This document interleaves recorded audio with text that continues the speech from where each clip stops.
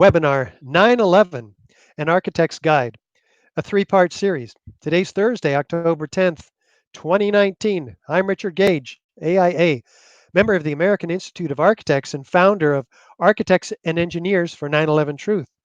We're a 501c3 nonprofit organization representing now a growing body of more than 3,000 architects and engineers signed on to our petition demanding a new investigation into the destruction of all three World Trade Center skyscrapers on 9/11. Last week, we presented part one, World Trade Center Building 7. This is part two, the Twin Towers explosive destruction, in which we'll be examining the explosive evidence and the structural dynamics of the Twin Towers collapse. Before we go further, let me introduce you to our operations manager, Andy Steele. Hey, Andy. Hey, Richard. Hello, everybody. Thank you for tuning in today on our various platforms. Just to let everyone know, I'm here to help with any technical glitches which do occur from time to time. Also, we'll be happy to take your questions at the end of the course. You just submit them online in the questions and information form. That's at ae911truth.org under continuing education. So with all of that said, back to you, Richard. Thanks, Andy. And just so people know something about my background, I was responsible at a local firm here in the San Francisco Bay Area for these $3 and $10 million gymnasiums and the construction administration for these for this $125 million high school.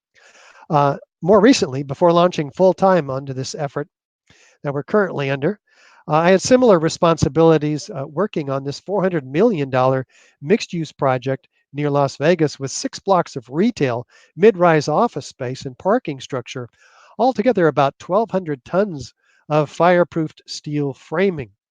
So, enough about me. Let's talk about the Twin Towers. In terms of the design, as most people hated it, including myself. Some called it the crowning achievement of the international style. Others, heartless modernism. Robert Stern calls it gigantic dumbness, right? You just extrude 2 squares until they become the tallest buildings in the world. Compare that to the elegant Art Deco design, unfolding massing of the Empire State Building, the tallest building at the time that these towers were built in 1976, completed. So, however you feel about the design, it's the engineering innovations that were remarkable, which included getting 50,000 occupants up to their respective offices and just with 99 elevator cabs in 3 parts where they would have to transfer and go up to the next one. All of these were in the center of the building in the structural core, which we'll talk about because the structural frame of high skyscrapers up until the Twin Towers were built were constituted a forest of columns. Throughout the columns and beams in these buildings, they interrupted the open office planning, which we have going on with the Twin Towers, where half the columns were pushed out to the outside, the other half pulled into the inside around the elevator cores. On the outside, you have 230 columns, 14-inch square steel tube columns marching every 3 feet, 4 inches all the way around the building. On the inside, you had these 47 massive core columns, solid steel at the bottom and thinning to 3/8 at the top. Between these 2 structures, we have these lightweight steel trusses over which is poured 4 and 8-inch thick concrete slabs. And here's the beauty of the system, because what that allowed was 60 feet of open office planning on 2 sides and 35 feet on the other 2 sides, which allowed unimpeded design layouts of these large offices, as you see here. Some of the problems associated with this design, though, you had what some likened unto a jail cell with these marching columns all the way around the outside. compared to the 1980s, which began to open up large picture windows with these great views of the cityscape below, rendering the Twin Towers less desirable to be in, as did the 9-foot ceilings, which were low. And also the $15 billion in electrical communication and HVAC mechanical systems that required upgrading. Not to mention the asbestos abatement, which the city was requiring the Port Authority, a public entity, to perform uh, according to federal law. So, what do? They sold it into private hands 6 weeks prior to 9/11 to Larry Silverstein, who put just 15 million of his own money, leveraged that to 3.2 billion to acquire these buildings, World Trade Center 1 through 7, just 6 weeks prior to 9/11. And together with Building 7, which we looked at last week, we have 8 World Trade Center skyscrapers. So I'll let you think about that, and we'll go on and look and see how this story got into action that morning, that fateful morning on 9/11. On September 11th, we learned that 4 passenger planes were hijacked and taken radically off course. Within an hour, 2 of the planes had flown into the enormous steel towers of the World Trade Center, creating fires and eventually toppling them.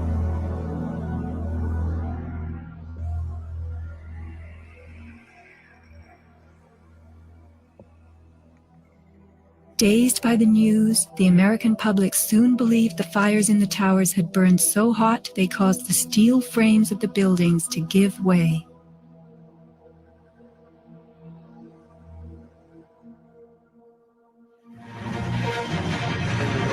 A myth developed, fed by official sources through the media to a bewildered audience. So when it was attacked again, he immediately...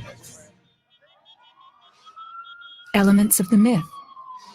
The impact of the airplanes, gallons of burning jet fuel, steel melting, the buildings failing and suddenly imploding. In a mere 10 seconds, 110 stories hurtled earthward, pulverizing into dust. We ran to the building, it went into the... Right from the start, on the street itself, the official story was born. Come out of nowhere and just scream right into the side of the Twin Tower, exploding through the other side. And then I witnessed both towers collapse, one first and then the second, mostly due to structural failure because the fire was just too intense. The myth bled into the FEMA report and was echoed by the experts. It was the combination of the impact load doing great damage to the building, followed by the fire, that caused collapse.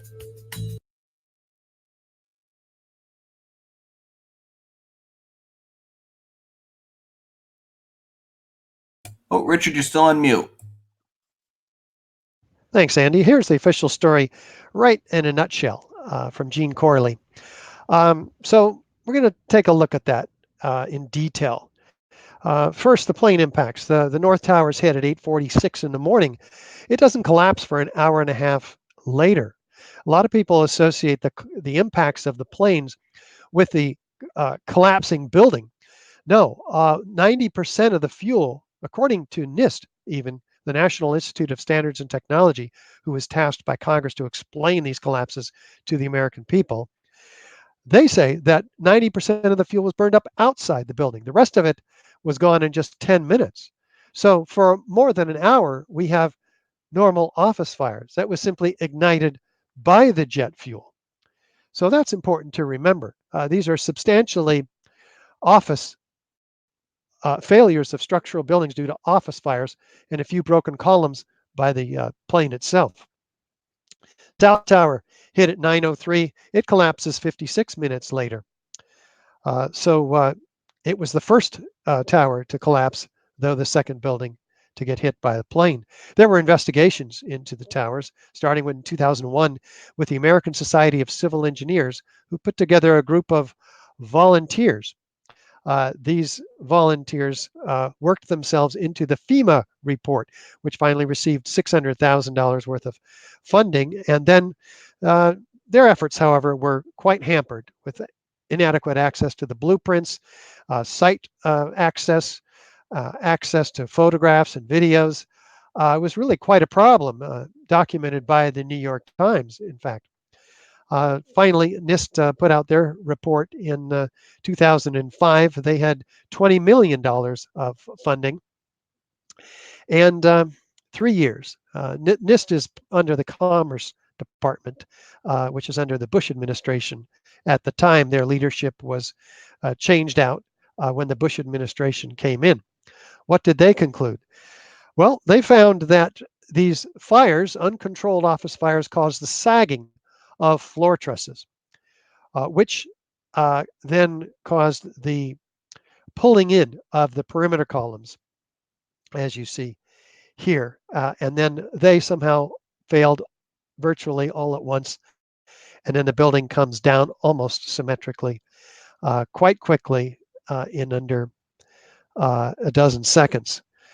Problem here is we'll be looking at these fires in a second, but B, even if there were fires that were engulfing these floors, we wouldn't have had the necessary forces by a sagging catenary arch, which is the floor trusses sagging, not enough force to pull in the columns. So NIST arbitrarily imposes a 5,000-pound force on every column all the way around the building all at once in order to get it to fail in their computer model, to prove how their initiation of collapse theory works, called the column failure theory. Some call it the pancake collapse theory. Either way, the fires were going out at the time of the collapse, quite diminished, indicated by the thick black smoke, and that these are oxygen-starved and cooler fires. So they're not going to be pulling in these columns with sagging floor trusses at the time of the collapse anyway. So what do? At Architects and Engineers for 9/11 Truth, we rely on science. Scientific method has been around for 100 years ago, used to winnow error from truth, fact from fiction. We have a question. Hey, how did the towers come down? We do background research. We make observations, construct a hypothesis. That's our best guess. Well, maybe they came down due to the planes. Maybe it was the following fires. Maybe explosions. Maybe a controlled demolition, because there's lots of evidence for explosions and controlled demolitions, as you will see today and next week in this 3-part series, 9/11 An Architect's Guide. Well, we make predictions based on those hypotheses. Well, if that's true, what else would be true? It's logical, deductive reasoning here. Test them with experiments, analyze the results, draw conclusions. If the hypothesis is corroborated, we report the results in an open, transparent manner so all can build on the body of the work that we're doing. If the results are when we report the results, we do so with great transparency, ensuring that others can build on the body of this work, because it's repeatable, trustable. We have faith in the input data, which is released. Unfortunately, in the case of NIST, the input data was not released. With Freedom of Information Act requests that we've done, the results coming back for the input data, we can't give that to you, they say. Why? It might jeopardize public safety. Well, wait a minute. Doesn't it jeopardize public safety to withhold this input data from the architects and engineers who are tasked with ensuring the public safety? It's really quite a problem.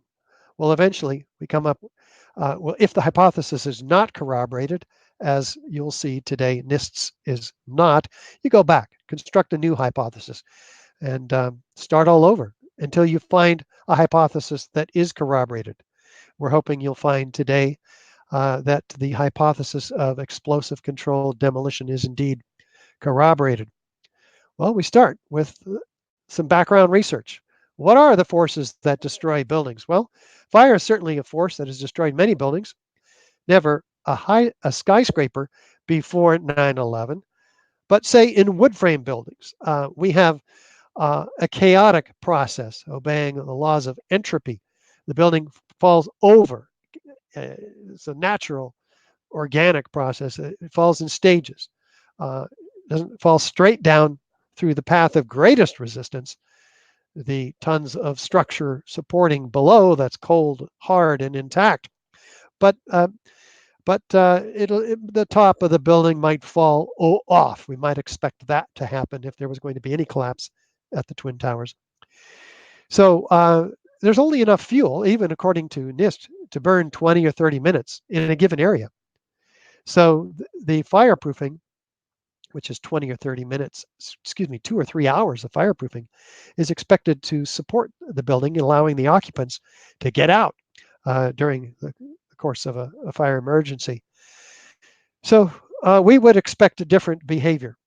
So let's go to skyscrapers and see how they have behaved in dozens and dozens of much hotter, longer lasting, and larger fires in these buildings. But not one of them has collapsed. Not in Los Angeles, which burned 3.5 hours over 5 floors, 18 hours over 8 floors in Philadelphia, and Caracas, Venezuela, 17 hours over 26 floors. These fires were fully engulfed in these buildings. Did they collapse? No. There have been some factories that have collapsed because those steel frames are more than 25 feet above the floor, and many of them are not fireproofed. They're kind of sacrificial buildings, if you will, because in a warehouse, you have a lot of fuel, and you can't really protect a building from it if it catches on fire, though they're required to put fire sprinklers in there too. But even here, in this case, we have a non-fireproof building that suffered a catastrophic fire. The steel beams sag. They typically, they often don't collapse. The connections are the last to fail. Now, this is one of the reasons we have 5 fire commissioners in the New York area city that voted unanimously for a new 9/11 investigation into the destruction of the 3 towers, particularly. And we took them with us to the National Press Club on the morning of September 11th, which you can see the results of that press club on our website, ae911truth.org. And Christopher Joya, the lead commissioner for that effort, gave an astounding speech there announcing the Justice for 9/11 Survivors campaign. And then we announced the release of the Halsey study, which we talked about last week, a new finite element analysis study from the University of Alaska that completely disproves NIST's theory of collapse regarding Building 7. Encourage you to search on YouTube for 9/11, An Architect's Guide, Part 1. Anyway, let's look at buildings that have fallen due to natural causes, in this case, earthquakes. The buildings fall over the path of least resistance. The columns and beams are not severed one from another. The concrete is not pulverized to a fine powder. The building's recognizable as a building when it falls over. So keep this in mind. This is what we might expect in a natural collapse of some kind.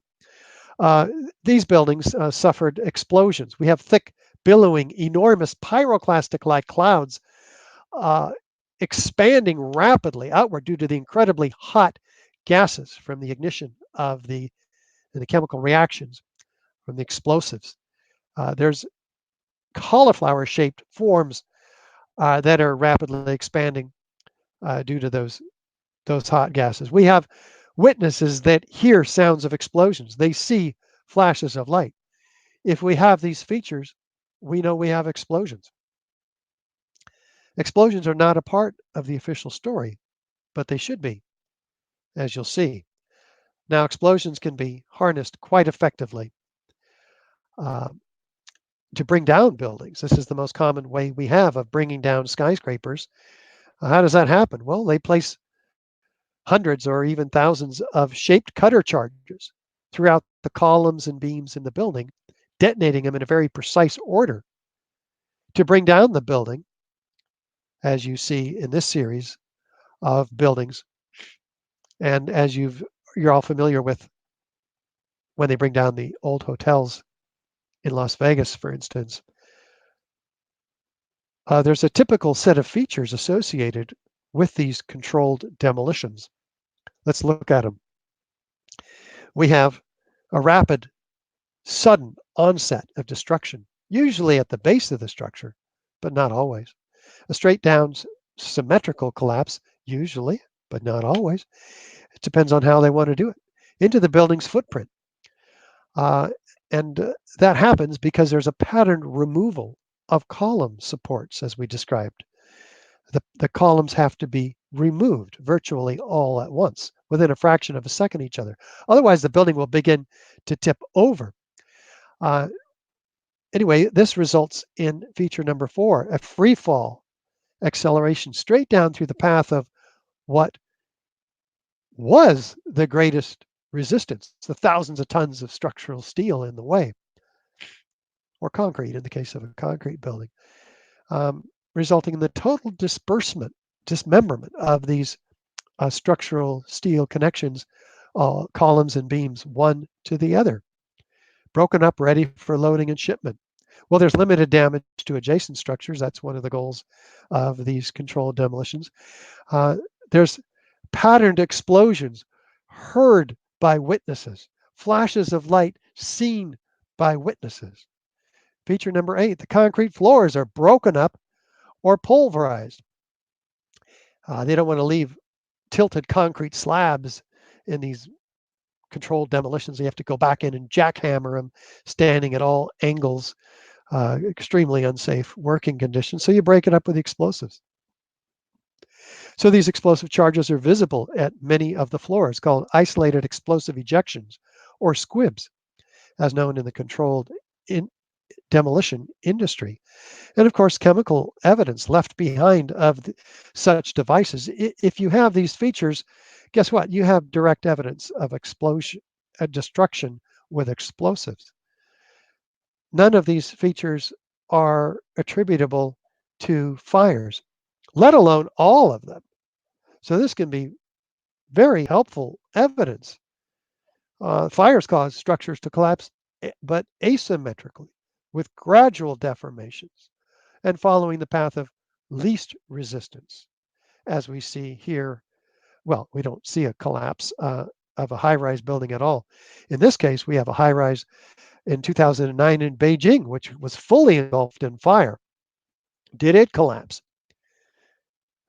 From top to bottom, fully engulfed. Before on the left, after on the right. Slightly toasted around the edges here, remodeled, put back into use. Skyscrapers don't collapse due to fires, not before 9/11. How about this one? In fact, World Trade Center 5, fully engulfed in fire. Did it collapse? Nope. Mid-rise, high-rise, fireproofed, structural steel framed buildings do not collapse due to fire. Why not? Well, let's take a look at this. We have the steel, extremely dense, conducts that heat away from the source, keeping that steel beam or column from ever reaching its 1200 degree Fahrenheit temperature, at which time it can lose half of its strength and begin to sag. So the building itself is a heat sink, the structural part of it. Cementitious fireproofing is added to the steel to keep that from ever becoming a problem. And this is true in the World Trade Center buildings also, though NIST claims that the impact of the airplane and the intrusion of it into the building scraped off the fireproofing. So, and they do some tests with a shotgun in an effort to prove how that happened, but it makes no sense when you look at it. But this fireproofing is 2 and 3 hours. That's a whole lot longer than the 20 or 30 minutes that a fire can burn in any one area. even according to NIST. So we also regulate highly what the tenants can bring in to these office buildings. Can't bring a lot of fuel, right? And what the buildings are made out of. It's non-combustible. On top of all of that, we put fire sprinklers in the buildings to keep them from ever becoming a problem. In the case of the Twin Towers, sprinklers were said to have been compromised by the impacts of the airplanes. Well, there, with additional circumstantial corroborative testimony and evidence like government documentation, you can't just bring down a building in a in an afternoon or a morning. Um, it takes months of planning and preparation and months of approvals prior to that. With foreknowledge of a building's collapse, this can be helpful. Experts agreeing, hey, at least those experts that aren't swayed with political or financial obligations that might sway their objective opinion. This can be very helpful in determining with an objective opinion about whether a building is brought down by fire or controlled demolition. More importantly, even, is the video documentation itself, which we have plenty in the case of the towers. All of this together can be proof of controlled demolition. That's what we're going to be about this afternoon. As we look at the evidence for the explosive destruction of the Twin Towers, beginning with, is there a sudden onset of destruction at the location of the jet plane impacts? Let's look here. Here's the North Tower standing just fine, and then all of a sudden it begins its sudden, smooth descent. What about the South Tower? Standing just fine, and all of a sudden, smooth descent. And no jolt or hesitation when it meets the cold, hard steel below and has to stop or decelerate to impact it. No, it's sudden, it's smooth, and it's accelerating smoothly, as we'll see. Feature number 2, are there patterned explosions and flashes of light heard and seen by witnesses? Let's go to the City Fire Commissioner Thomas von Eschen, who collected the accounts orally on tape from 500 first responders, creating 12,000 pages of written testimony by October, within a month. This was available, but we didn't know about it. Finally, we knew about it because the New York Court State of Appeals forced the city to release this information in 2005 in August. We went 4 years without knowing this information? Well, it's online now. You can read it. And if you read it as carefully as Graham McQueen did, you'll find, a 9/11 researcher from Canada, that there's more than 118 firefighters observing flashes of light, sounds of explosions, and other phenomena of explosion. They're being blown around in these buildings. Let's take a look at a few of these testimonies. We felt the ground shake. You could see the towers sway, and then it just came down. Hey, again and again, we're going to see the order of testimony here, the order of events, which suggests that they're seeing or hearing something before the towers even come down. We're told by NIST that these sounds of explosions were the result of floors impacting one another. No, listen, all of a sudden the ground just started shaking. Felt like a train running under my feet. The next thing we know, we look up and the tower's collapsing. It shook my bones. Shortly before the first tower came down, I remember feeling the ground shaking. I heard a terrible noise, and then debris just started flying everywhere.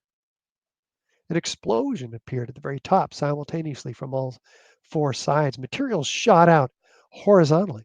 And then there seemed to be a momentary delay before you could see the beginning of the collapse. There was an explosion in the South Tower, one floor under another. When it hit about the 5th floor, I figured it was a bomb because it looked like a synchronized, deliberate kind of thing. Seemed like on television, when they blow up these buildings, seemed like it was going all the way around like a belt. All these explosions. Let's take a look and see what they're talking about. Here's the North Tower on the right, a known controlled demolition on the left. Is there any similarity? Is there enough similarity to warrant an investigation into the possible use of explosives? Especially since it looks exactly like a controlled demolition. Especially since fire, the official cause of this building's collapse, has never brought down a skyscraper before 9/11. Ever. Should explosions have been the main hypothesis, if not the only rational hypothesis? But it was relegated to a series of frequently asked questions that came out years after the final report from NIST. You ever see professional demolition where they set charges in certain floors? You hear a pop, pop, pop. When I heard that friggin' noise, that's when I saw the building coming down. Somewhere around the middle of the World Trade Center, there was this orange and red flash coming out. Initially, just one flash. Then this flash just kept popping all the way around the building, and that building had started to explode. I saw a number of brief light sources being emitted from inside the building between floors 10 and 15. He saw about 6 of these brief flashes accompanied by a crackling sound before the tower collapsed. I saw low-level flashes. Flash, flash, flash. And then it looked like the building came down. The building was blowing out on all 4 sides. We heard the pops. You heard the pops of the building. With each popping sound, initially an orange, and then a red flash came out of the building. Then it would just go all around the building on both sides. Let's take a look at the South Tower, see what's going on there. Is there any similarity? Is there enough similarity? The South Tower on the right, this known controlled demolition on the left, to warrant an investigation into the possible use of explosives. Again, especially since it looks exactly like one. I thought the terrorists planted explosives somewhere in the building. That's how loud it was, a crackling explosive. Another loud boom at the upper floors, and then there's a series of smaller explosions which appeared to go completely around the building at the upper floors. Another loud earth-shattering blast with a large fireball which blew out more debris. The lower level of the building. Like when they demolish a building, that's what I thought I saw. Did you see any flashes? I said, yes, I thought it was just me. He said, no, I saw them too. Everybody, I think, at this point still thought these things were blown up. So I was fully expecting anything else to blow up. You were there when the planes hit? No, I was there when the building exploded. You mean when it fell down? No, when it exploded. Let's listen to these credible witnesses. As we were getting our gear on and making our way to the stairway, there was a heavy-duty explosion. The whole building just collapsed on us inside the lobby. Is that a secondary explosion? Yes, it was. That was the Yeah, definitely secondary explosion. I heard a second explosion and another rumble. An hour later than that, we had that big explosion from much, much lower. It just went ba-boom, it was like a bomb went off. And another explosion came right from it, just everyone flying. There were numerous secondary explosions taking place in that building. There were continuous explosions. No, the first explosion, and there was a second explosion in the same building. There were 2 explosions. Okay. Federal agencies that were down there do believe that there was some sort of explosive device somewhere else besides the planes hitting. There was another explosion that took place in one of the towers here. So obviously, according to his theory, he thinks that there were actually devices that were planted in the building. It was a secondary explosion, probably a device either planted before or on the aircraft that did not explode until an hour later. Then there's secondary explosions and then the subsequent collapses. That the FBI most likely thinks that there was a car or truck packed with explosives underneath the buildings, which also exploded at the same time and brought both of them down. Now, that's the first time we're hearing that. So 2 planes and explosives that were in the building. Is that correct? That is the working theory at this point. That is a huge explosion now waiting to play on sounded like gunfire. You know, bang, bang, bang, bang, bang, and then all of a sudden 3 big explosions. About 50 consecutive bangs, and it fell down like a waterfall. And we heard the noise associated with an implosion. We heard a very loud blast, an explosion. We looked up, and the building literally began to collapse before us. We heard a loud explosion, and at that point, building 2 was collapsing. At that point, we heard a large boom. I looked up and just saw the building coming at us. Do you know if it was an explosion or if it was a building collapse? To me, it sounded like an explosion. There was another major explosion. The building itself, literally the top of it came down. All of a sudden you hear explosion, and you could see the building starting to collapse. Huge explosion that we all heard and felt. We understand now there has been a secondary explosion on Tower 2. According to the Associated Press, another building that has either been attacked or exploded. The tower, rather, that has collapsed, that we are told collapsed because of a third explosion. And about an hour later after that, there was a huge explosion at the base of the South Tower. That's One World Trade Center, and part of the building collapsed. We could hear a rumble, which was about 5 seconds long, preceding the actual collapse, and then a boom when each of those towers collapsed. Just seconds ago, there was a huge explosion, and it appears right now the Second World Trade Tower has just collapsed. I was about 5 blocks away when I heard explosions. And then you heard from far away, boom, boom. And you heard the boom, boom, boom, boom, boom, boom. Floor by floor, instead of popping out. It was if they had detonated. They were planning to take down a building. Boom, boom, boom, boom, boom, boom, boom. From the corner, boom, boom, boom, boom, boom, boom, boom, boom, boom. Just like 20 straight hits.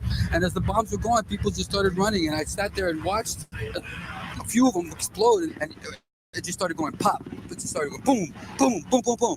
And he goes, how fast? I go, like firecrackers. Like firecrackers. How many of these witnesses do you imagine were included in the NIST report? Not one. Do you think this is important testimony? I do. Mark Loiseau, president of Controlled Demolition, in response or coincidence with NIST, claiming that it couldn't have been a controlled demolition because it didn't start at the bottom of the building. Well, maybe you don't have to start at the bottom of the building, according to Mark Loiseau. Floor. You can go almost anywhere in the structure, and given the right circumstances, you can release all of that stored energy, converting it into what is called kinetic energy. That's energy in motion, and that's what brings the building down. Like this top-down controlled demolition. So that's not what's happening here. NIST says, well, it's the upper block of floors that drove the rest of the building down to the ground and then destroyed itself. Wait a minute. There's a law here, Newton's third law to be exact, equal and opposite destruction. Let's look at it this way. Run a Volkswagen into a Mack truck. Who wins? The lighter structure cannot possibly destroy the heavier structure. Does it matter if you drop the lighter structure onto the heavier structure? No. The steel at the top of the Twin Towers was only 3/8 inch thick. Down at the bottom, it gets heavier and heavier and heavier until it's solid steel. So at the top, working our way down, halfway down, we have 2-inch thick steel at the core. And continuing in heavier and heavier until we're almost solid steel, 52 inches by 22 inches, these core columns at the bottom. Well, where does this theory come from anyway? Zdenek Bezant wrote this 4-page paper from Chicago Northwestern University. When? It's called his crush down, crush up theory. This paper was submitted just 2 days after 9/11. All the rest of us were in shock and awe. And he had this theoretical piece of a masterpiece of obfuscation, as you'll see in a minute, ready to go, which remains the key theoretical piece for NIST's column failure theory. Zdeněk Bezant starts at the initiation of collapse. NIST only goes up until the initiation of collapse in their theory. So Bezant's calculation formulas are actually correct when they were finally decoded by structural engineers, but their input data was completely false. First of all, they obfuscate it, making it extremely difficult to critique. They completely eliminate a whole story of columns at the point of jet plane impact in order to get the building moving so they can fabricate a dynamic impact of the upper section onto the next story without any interference from columns. They doubled the mass up above the point of jet plane impacts, and he decreases the column strength below by a factor of 3.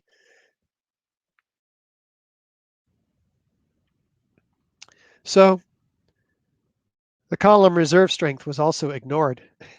These columns are 3 times stronger than they need to be to support this building, 5 times stronger in the case of the exterior columns. So what do we find? The energy of the falling mass is 4 times greater. The energy absorption capacity of the building below is 3 times less. It's rigged 12-1 in favor of a collapse. So when in actuality, the capacity is much greater.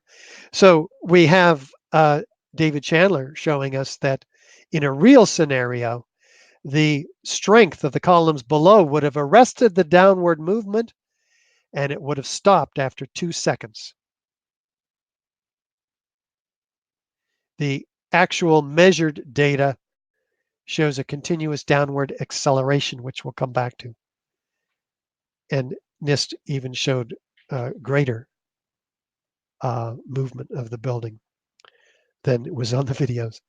So these 6 errors, of course, are refuted by engineers in submitted to the American Society of Civil Engineers by Tony Zambodi and Richard Johns in 2014. It's called Some Misunderstandings, putting it lightly. Gregory Zudolinski and Tony Zambodi also. These errors, unfortunately, are not published by the American Society of Civil Engineers. Why not? Well, they said it's out of scope. How can a scholarly paper which systematically identifies the errors in a previously peer-reviewed published paper, be out of scope? This is an ethics complaint which is going on right now at the American Society of Civil Engineers. So stand by. Now, NIST says there was basically this pile driver, this 15-story section of buildings, which drove the rest of the building down. Let's look at the video and see if that's true. Is there a pile driver driving the rest of the building down? Well, let's take a look at it this way. In the first 3 seconds, you can see no, there's no movement of that red bottom line down in the first 3 seconds. It's destroying itself. It's like the Volkswagen being crushed as it impacts the cold hard structure below. NIST says, well,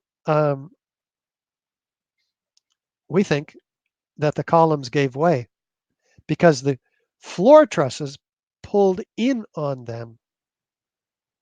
Okay, we learned that the columns did give way, but was it the floor trusses pulling in on them? Okay, if that's true, what was pulling in on the floor trusses?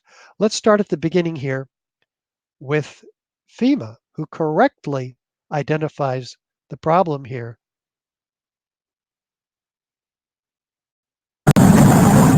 When the collapse finally starts, the antenna started just a little bit before the exterior of the building started. And that tells us that the core columns let go first. The core columns had to let go first. Interesting. Well, first of all, you can see the antenna dropping back to, forward to, back to, forward to. You can compare the antenna's movement against the upper edge of the photo, back to, down to, up to, down to. So that is, as FEMA stated, happening before the perimeter columns come down. Well, what's the hat truss sitting on? Excuse me, what's the antenna sitting on? It's sitting on the hat truss. What's the hat truss sitting on? It's sitting on the core columns. So FEMA, before NIST took over that investigation and came up with their alternate theory, had correctly identified early on that the core columns fail first. Well, what's causing the core columns to fail? Let's look at the perimeter columns first. They are failing, as you can see, over and over again.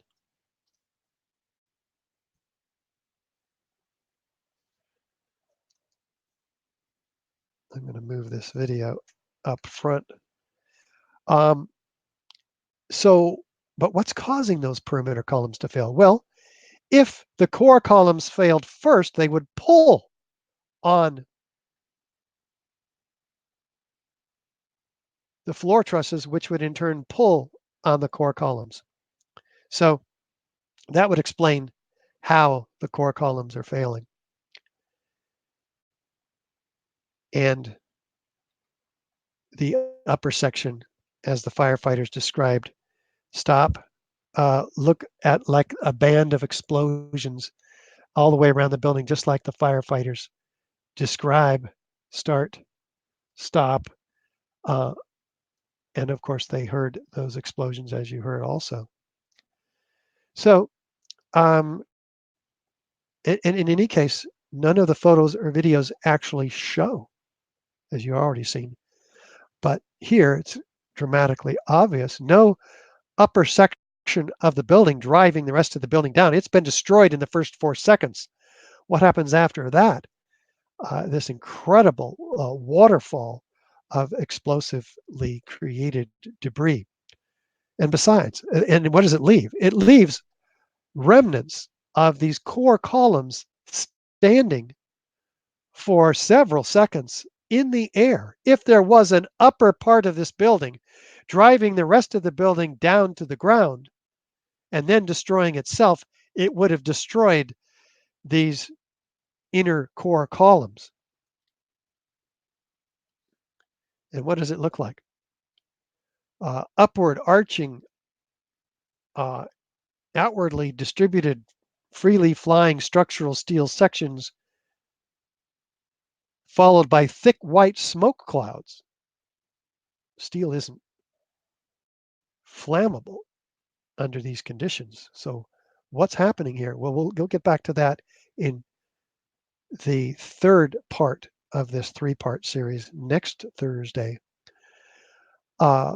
But you can also see that this looks more like a volcanic eruption in the Tongan Sea in 2019. It doesn't look anything like a gravitational collapse. Do we have a straight down symmetrical collapse into the building's footprint? Well, it's not exactly straight down. Let's take a look. What do we see in the South Tower? It's actually beginning to fall off the building. So wait a minute.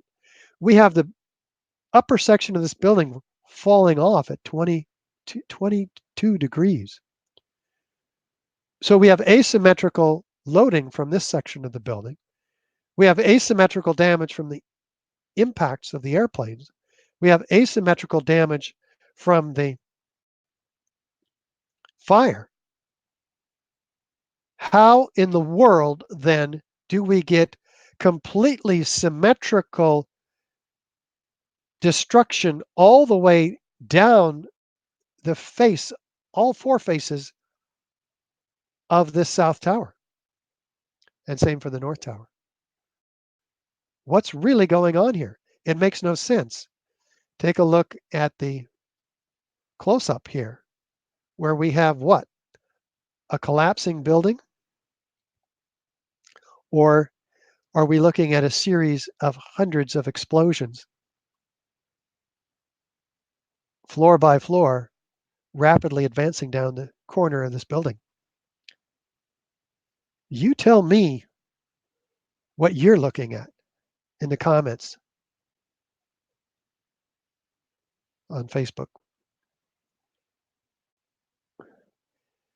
And looking at it from another angle, it's advancing on the right side in the corner as fast as the freely falling debris almost. And as we'll see, it's accelerating, not to mention all of these squibs or isolated explosive ejections, which we will come to.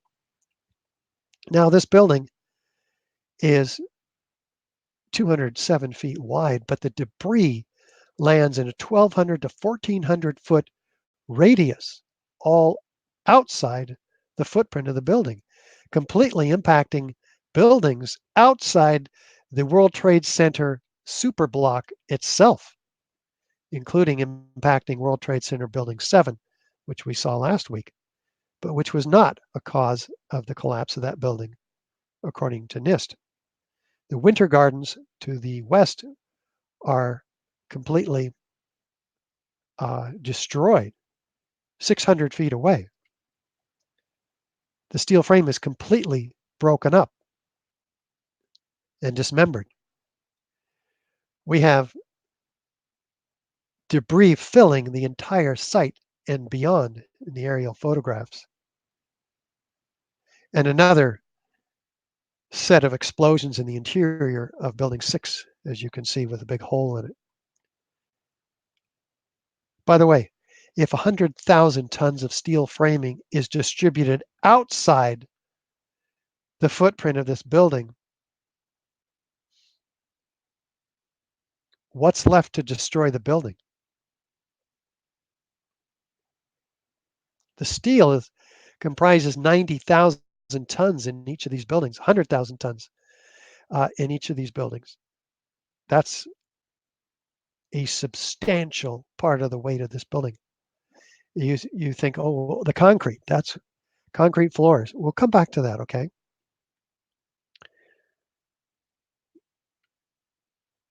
I promise. Feature number 4, ejections of building materials at the lower floors. What are we looking at here? We're seeing isolated explosive ejections occurring 20, 40, even 60 stories down below this zone of destruction. What's creating them? NIST says, oh, well, this must be air being produced by that pile driver driving the building down. Well, that pile driver of 15 stories in the case of the North Tower was destroyed in the first 4 seconds. And also in the case of the South Tower, there's nothing left to drive the building down or to create a plunger or a pile driver or a piston, in which they're saying the air would have to come out somewhere, right? Well, think about it. These floors are open, as you saw in the pictures. We don't have, if there was a pile driver and it did create this air pressure, it would blow out all these windows at once. Not these, if any of them, not these highly focalized, pinpoint accurate, violent ejections occurring at sometimes in an engineered pattern here. And look at the South Tower. On the left side, over and over again, we see at least a dozen isolated explosive ejections be at the beginning of its collapse. It's already tilting to the right. So it's being liquefied even as it's falling by these isolated explosive ejections. Let's go to physics teacher David Chandler and learn something about these. Here I'm measuring the ejection velocity of a squib on the east face of the South Tower. At this angle there is foreshortening, but the calibration distance is foreshortened by the same proportion. Plotting horizontal position versus time, the slope indicates the ejection velocity, which is 67 meters per second or 150 miles per hour. 150 miles per hour. These are explosive speeds, 160 to 200 feet per second. They're also clocked, not air pressure. Let's go to feature number 5. How fast is this building coming down? All right, let's time it. On the left, our timer. On the right, our animation.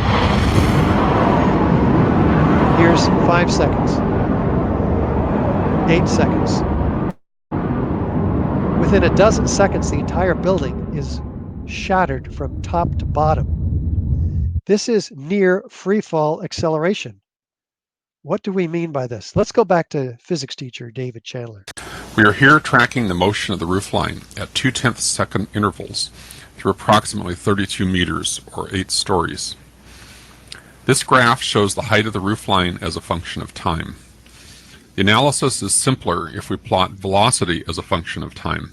On this kind of a graph, a straight line indicates constant acceleration. First note that there is a sudden onset of collapse, as the point we are tracking makes a sudden transition from being at rest to an approximately constant downward acceleration.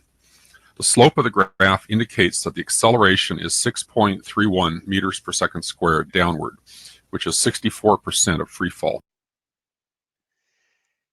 That is near free fall. It's not even slowing down. It's getting faster and faster through what?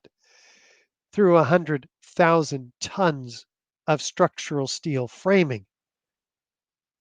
More steel on the facade of this building in terms of area than glass. How is it crushing the steel and continuing to accelerate? Look at it another way. We get a giant crane. We hold up this 15-story section of World Trade Center building in the case of the North Tower over nothing but air on the right side. On the left side, we hold it over, say, 80,000 tons of structural steel framing. That's 3 to 5 times stronger than it needed to be to support this building. And we're going to let go of the lever and drop these all at once. Which one hits the ground first? Well, NIST is basically telling us that they're going to hit at the same time. This is 7th grade physics. We intuitively know that when on the left side, the building is going to impact and slow down, right? If it can gain any momentum at all after impact. And we even gave it that magical free 1 story of columns. We took them out just like Zdenek Bazant did in his 4-page analysis submitted 2 days after 9/11. Let's look at it another way. Massimo Mazzucco, September 11th, New Pearl Harbor. Something of this kind is what we should have seen when the top section of the towers collapsed onto the lower one. The upper and lower sections should have mutually destroyed each other until all the energy is dissipated and the system comes to a rest. Alternatively, as shown in this experiment with 2 towers made of snow, the top section could have fallen off to the side after the initial collapse. What could not have happened is this. A little tiny chunk of the building can't possibly fall and crush the entire structure below it. This is such a simple, fundamental concept that architects and engineers were astonished in seeing it totally ignored by NIST. This is high school physics, and our whole society is being led to believe that these fundamental laws of physics, hard science, don't apply anymore. But they do, of course, and that's why we have Greg Zudolinski, Anthony Zambodi, and Richard Johns submitting to the Journal of Protective Structures, a non-ASCE publication, because the American Society of Civil Engineers chose not to publish their other paper, as we discussed already. Well, do we have the total shattering of the structural steel frame? We are encouraged to investigate this from the National Fire Protection Association, the Guide 921 for Fire and Explosion Investigation. This is the accepted guide for our fire protection engineers and explosion investigators. What do they say? Look for shrapnel effects, high-order damage characterized by the shattering of the structure, producing small pulverized debris with the building completely demolished and debris thrown great distances. Of course, that's exactly what we have evidence of during and after the collapse, the destruction of this building. Well outside the footprint, 99% of the steel, as we mentioned, broken up the columns into 37.5-foot original lengths ready for loading and shipment. Do we have lateral ejection of structural steel sections? Because the Guide 921 also says look for blast pressure wave effects. Heavy structural steel pieces freely flying, like these pieces, 4 and 8-ton structural steel sections flying laterally out of the South Tower, again trailed by thick white smoke clouds. Wait a minute, back 2, forward 2. This is supposed to be a gravitational collapse. How does gravity work? Down. Something else is going on here. This is 45 degrees. It starts horizontally, laterally. I thought gravity worked down. What force could be responsible for this lateral ejection? Let's go to David Chandler, physics teacher, yet again, for a clue here. Girders weighing several tons were found 600 feet from the base of the North Tower. How fast they were ejected depends on where they originated. If they came from high in the building, they were thrown outward at about 50 miles per hour. If they came from lower down, the speed had to be even greater. Gravity alone cannot account for such high lateral ejection speeds. I'm here measuring the horizontal speed of what appears to be one or more wall units, which are being thrown northward from the North Tower. Because it was recorded by a handheld camera, I had to first stabilize the image. Then I did the measurements from the stabilized version of the video. Final result, 35 meters per second, which is 78 miles per hour. 78 miles per hour. That's enough energy to hurl a 200-pound cannonball 3 miles. Where's this energy coming from? All right, well, let's start to get to it then. Feature number 8, pulverized concrete. Missing floors. We had 110 floors in each of these towers. Each of them are an acre in size. So imagine that. It's a huge, huge building. Where are those floors? In a gravitational collapse, we'd expect them to be stacked up like we see on the right side from this gravitational collapse in Mexico. On the left side, what do we see? A 2-3-story pile of twisted steel core columns. Where is the rest of the steel?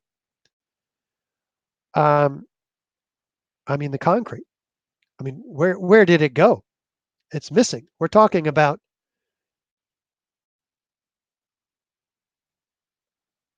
missing a slide there. It's pulverized in thin, not thin air. It's very thick air with this pulverization. Right up top, 90,000 tons of concrete, floor by floor, is pulverized, we believe, by high energy explosives to 100 micron particles, which blanketed lower Manhattan across a 3 square mile area with 3-inch thick pulverized concrete. Up to a third of this material is concrete in most of these samples. Let's listen to the governor. And you see, and there's no concrete. There's very little concrete. All you see is aluminum and steel. What happened to the concrete? The concrete was pulverized. And I was down here Tuesday, and it was like you were on a foreign planet. All of lower Manhattan, not just this site, from river to river, there was dust, powder, 2-3 inches thick. The concrete was just pulverized. You have 210-story office buildings. You don't find a desk. You don't find a chair. You don't find a telephone, a computer. The biggest piece of a telephone I found was half of the keypad, and it was about this big. The building collapsed to dust. What I expected to see was nothing like what I actually did see at the time of my arrival at the site. There wasn't much that you could say, you could describe. Everything was dust and metal. There was no typewriters, there was no chairs, there was no nothing. Well, there were, by the way, before we go further, let me just ask you this question. If 90,000 tons of concrete is pulverized and spread outside the footprint of this building, 3 miles square around the buildings, what's left to crush the building? It wasn't the steel. We talked about that already. The steel and the concrete are most of the weight of this building. What's going on here? Maybe the building didn't get crushed. Maybe it got destroyed by a series of explosions for which we would be looking for evidence missing, such as we'd be looking for evidence such as missing file cabinets.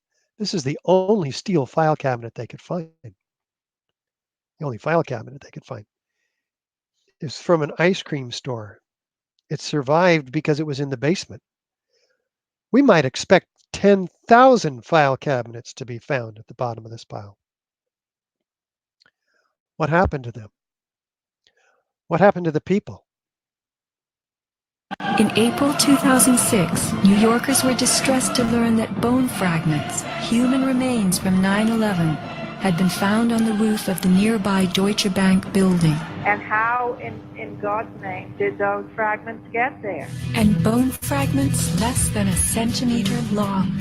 How could they be so small? Wait a minute. We have 700 bone fragments found on the top of this Deutsche Bank building here. Well, they didn't come from the people in the plane that hit this building, the South Tower, because they send its ejections out this way. It didn't come from the people in this plane that hit the North Tower, because those ejections were blocked by the South Tower from reaching the Deutsche Bank building. Let's look into this. Were they from people in the planes? No.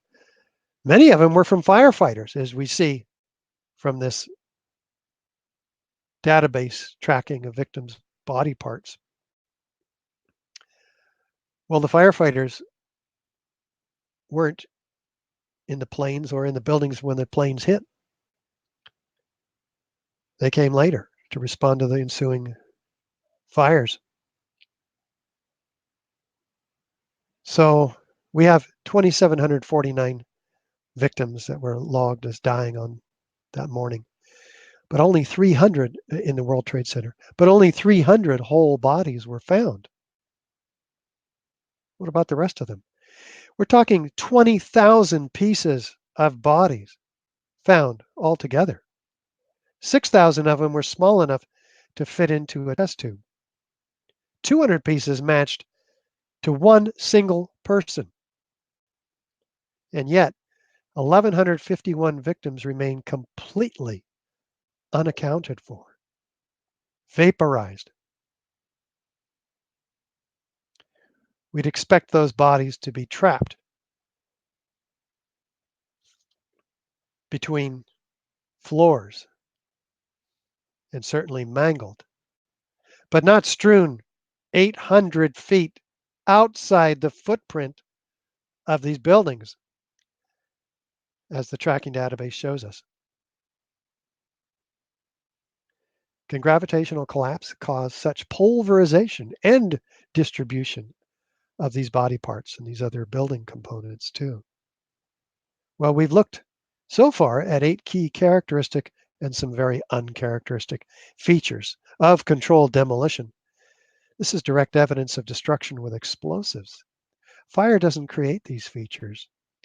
While fires have caused less robust structures to collapse, they do so asymmetrically with gradual deformation through the path of least resistance.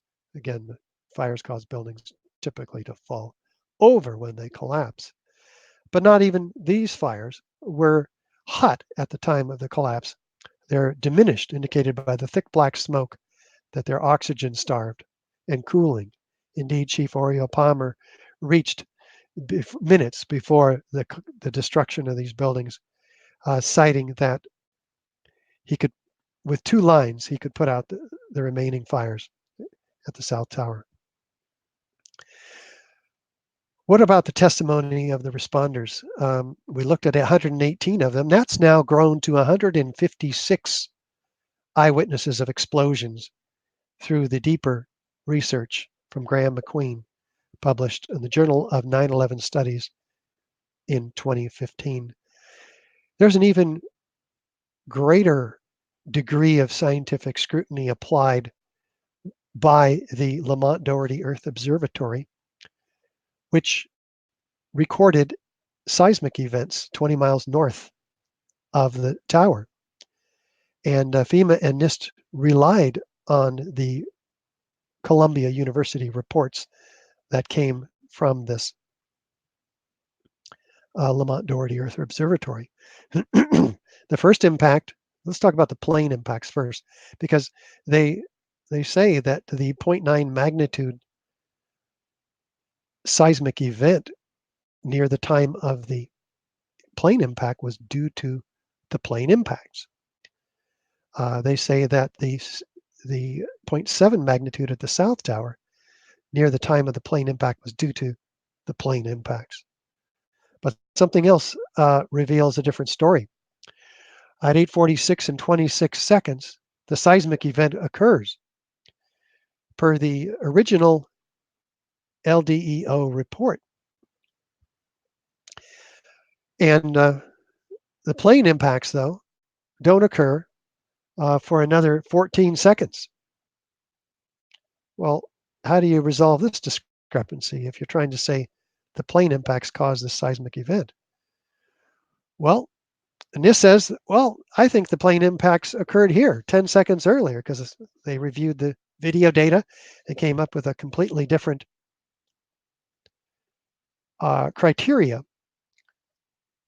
from what the 9/11 Commission relied on, which was the NTSB radar for their original a plane impact. So they're still 4 seconds off, though. So what do?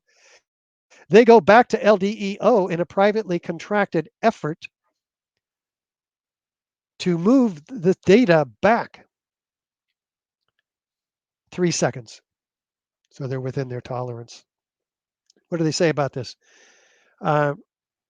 They don't. The report is not made public. The reasons for this are not made public. This is a private report. We don't even get to see why. Well, let's jump to the second plane impact at the South Tower, which the seismic event of which is picked up by LDEO at 9:02 and 54 seconds per the original LDEO data. But NIST says, no, I think that's wrong. Excuse me. The NTSB radar yields a 17-second discrepancy here, which is huge, of course. The NTSB radar is accurate within a second, but they have their own criteria, watching videos and so forth. And yet they're still off 12 seconds when they place their plane impact at 9:02 and 59. So what do?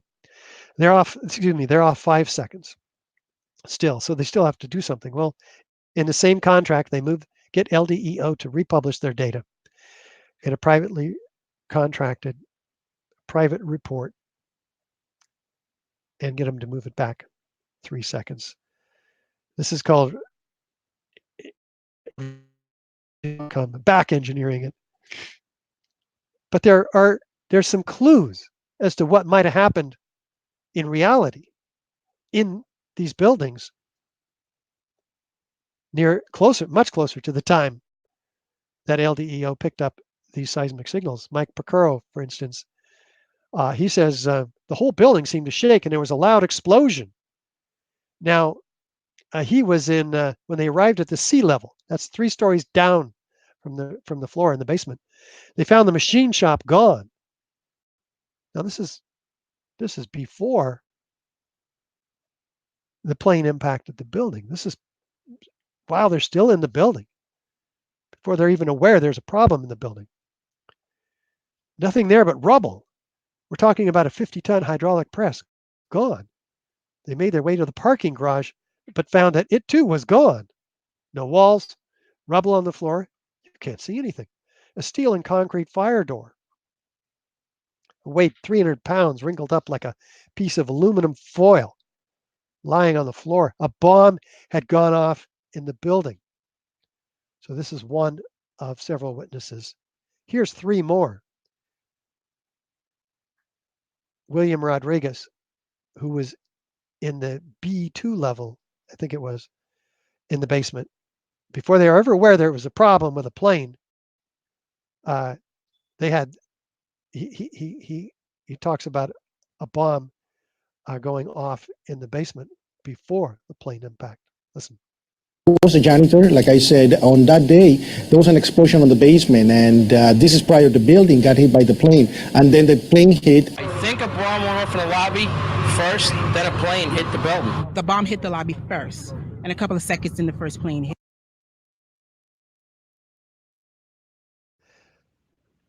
So we have 3 witnesses here. Interesting. Well, not only that, here's a 4th. Expert witness, Andre Rousseau, applied geophysics expert, author of more than 50 published papers on progressive mechanical waves in geology. He says the frequency of the Raleigh waves, attributed by LDEO to the impacts, plane impacts, were on the order of only 1 hertz. But aircraft crash impacts produce much higher frequencies, 10 to 100 hertz. So it can't possibly be from the impacts. And these frequencies were filtered out because they don't want these high frequencies because they're more interested in low frequencies like earthquakes and explosions create. So there's a 0.6 to 5 hertz bandpass filter that would keep those from even registering. He says their equipment doesn't even allow for the recording of such waves. The seismic equipment is designed to detect seismic waves, which includes explosions. So the seismic signals are not from the plane impacts. The actual waves generated by the crash had to have been deadened before hitting the ground. Okay. Let's turn to the actual collapse now, because there were events, seismic events associated with the time of the collapse as well. For instance, the first tower collapse generated a 2.1 magnitude earthquake. The second tower collapse, the North Tower, generated a far greater impact, 2.3 magnitudes. Let's break this down. We have the waves picked up by Lamont Doherty Earth Observatory at 10:26 and 31 seconds. We have the tower starting its descent at 10:26 and 22 seconds, which is 9 seconds earlier. So let's look when the first debris strikes the ground, about a second after the surface waves hit. Interesting. But the heaviest debris doesn't strike the ground till about 4 seconds later. So what does NIST do? They say, oh, in the same privately contracted agreement with Columbia University gets them to move this data also 3 seconds later. We don't get to find out why. No. Remember, the NTSB, oh, never mind. That was for the plane impacts. So let's look at something else here that's quite interesting. With regard to the North Tower, there are very well-defined P and S waves that are occurring before, during, and after the start of the descent of this tower. What could be creating those? Now, these were ignored by Columbia University, ignored by NIST, but not ignored by, oops, wrong way, not ignored by others, like Andre Rousseau or Graham McQueen, researcher, who finds that cameras on tripods on the ground are picking up these shakes before the P wave is shown or is picked up by Columbia University's equipment 6 and 10 seconds earlier than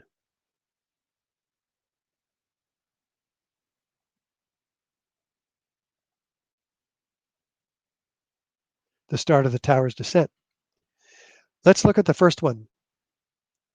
This is a camera on a tripod documented by Graham McQueen. Did the Earth shake before the South Tower hit the ground? If that's true,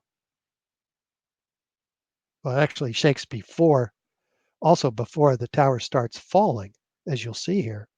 And if that's true, then it also corroborates the explosions heard and felt by the first responders that we looked at earlier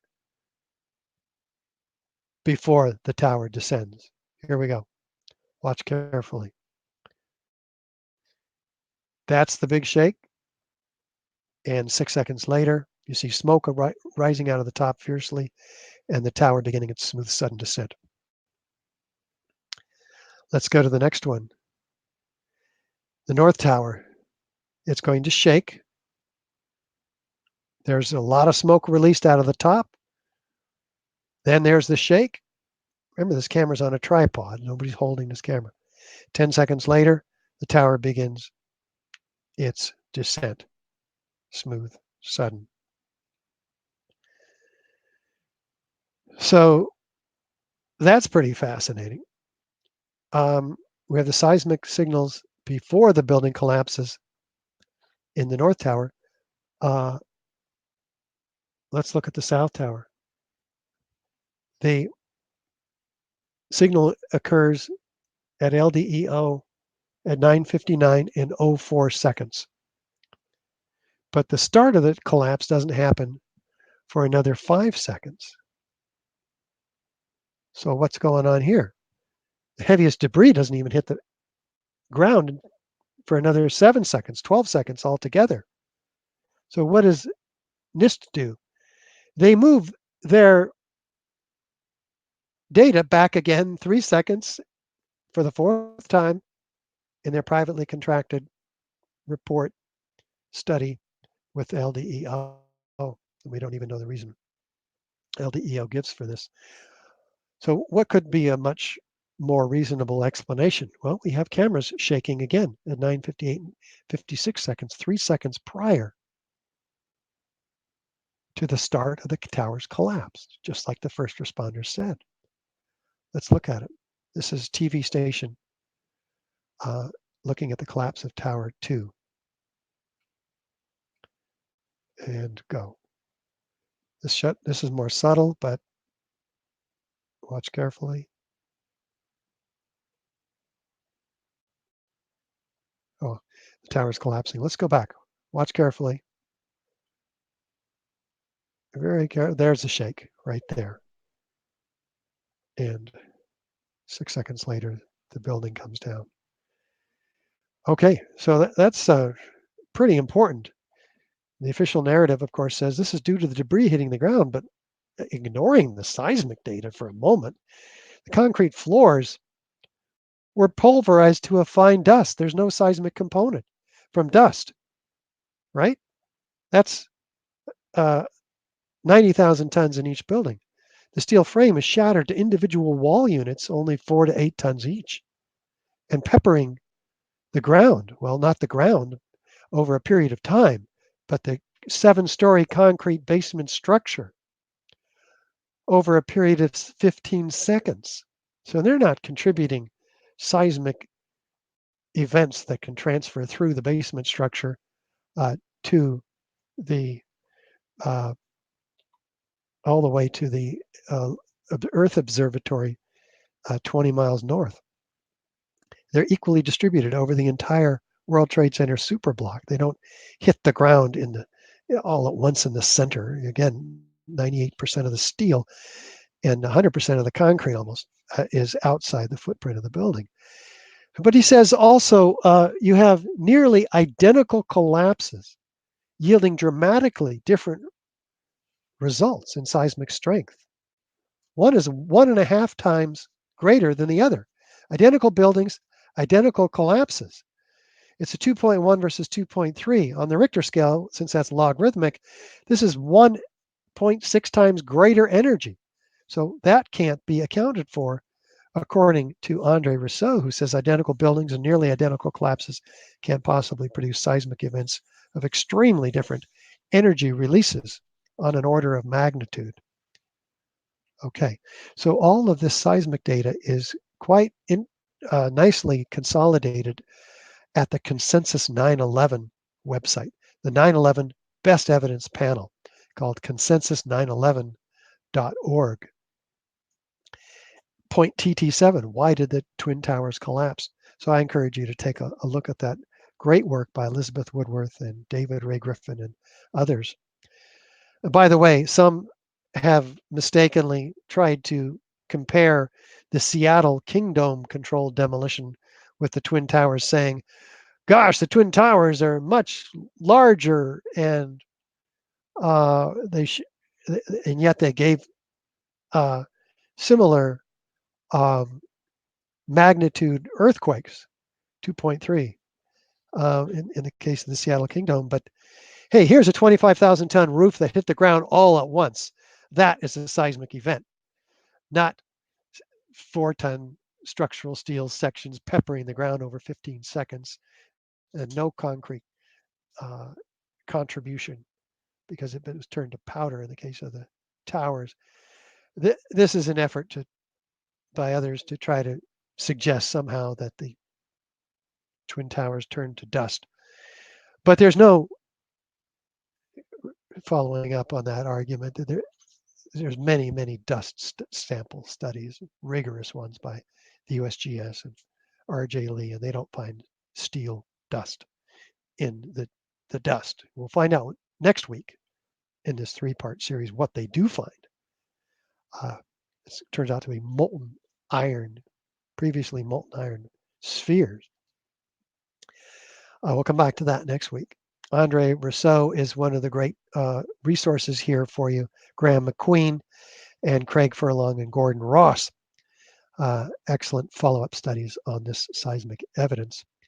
But let's turn to the official report, the NIST report, who was tasked by Congress, the National Institute of Standards and Technology, to explain these collapses to the American people. And they did it over a period of 3 years with $20 million and a 10,000-page report completely obfuscating what's really going on here, as we're already beginning to see.